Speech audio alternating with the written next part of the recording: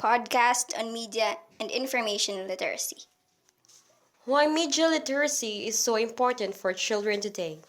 Have you sent a text, used a social media site, talked on a cell phone, watched television, or used a tablet today?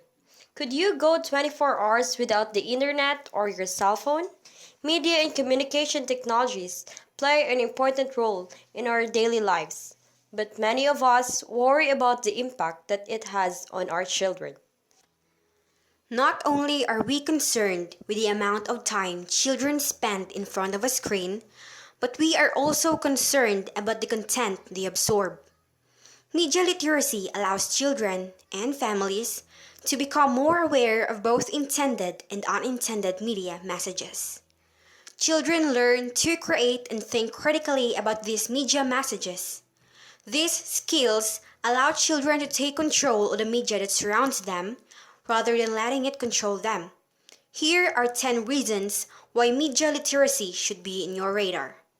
Many of us walk around with wireless technology in the palm of our hands. Media and communication technologies are increasingly becoming integrated into our very waking moment. According to a study by Common Sense Media, 52% of 5 to 8 years old have used some form of mobile media. We tweet, text, post, and talk all day, and yet sometimes we feel very disconnected from the people around us. Many have trouble disconnecting even on vacation. Another report by the American Academy of Pediatrics notes that children spend more time with various media, an average of 7 hours per day, than they do in any other daily activity other than sleeping. Among the many health concerns, various studies suggest a strong relationship between high exposure to violence in the media and aggressive behavior, as well as a strong correlation between heavy television viewing and obesity, substance use, and increased sexual activity at younger ages. Additionally, the American Academy of Pediatrics study noted that children with a television in their bedroom are 31% more likely to smoke, and many children have television in their bedroom by the age of 3. Government regulations are limited, especially when it comes to advertising on the internet. The Children's Advertising Review Unit, or CARU, is a self-regulatory program designed by the National Advertising Review Council, or NARC, in 1974. According to the program guidelines, the standards take into account the special vulnerabilities of children. Does this seem like an effective program to you? The majority of all media is controlled by just 5 media conglomerates, including Disney, Time Warner, Murdoch's News Corporation, Bertelsmann of Germany, and Viacom. Columbia Journalism Review's website, http allows one to look up newspapers, radio stations, magazines, and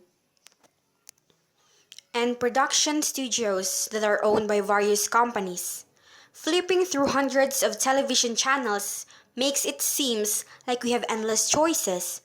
The sources of the information are extremely limited.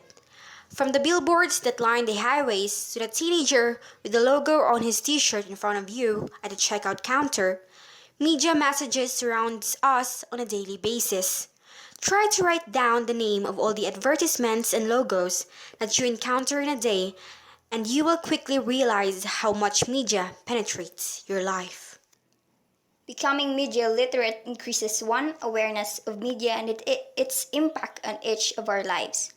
Whether one chooses to learn a trade or obtain a college degree, most children will enter a career that requires some technical competency and comfort with some form of the media. Children with media literary skills will be better prepared for a successful future. It requires the ability to create and think critically about media messages. The development of these skills will have a lasting impact for children in their personal lives and professional endeavors. there is conflicting evidence on the value of technology on child development. In addition to the health corners mentioned earlier, research has also shown media can be powerful tools for teaching and learning. Children have displayed increased cognitive and social abilities when media are used effectively. Studies have also shown benefits for children with special needs, homeschool connection, and dual language learners, according to a joint position statement of the National Association for the Education of Young Children and Fred Rogers Center for Early Learning and Children's Media and St. Vincent College. Educators across the country recognize the needs for these skills, but many are faced with budget cuts that make it difficult to purchase technologies and train teachers. As a parent or an educator, you have another options. Screen Savvy Kids is offering introduction to media literacy workshops through the Worst Center area think tanks this fall. Section will be offered for 6 to 9 years old and 9 to 12-year-old children on Thursday afternoons. Workshops will begin October 4th and run through this November 1st. Media literacy.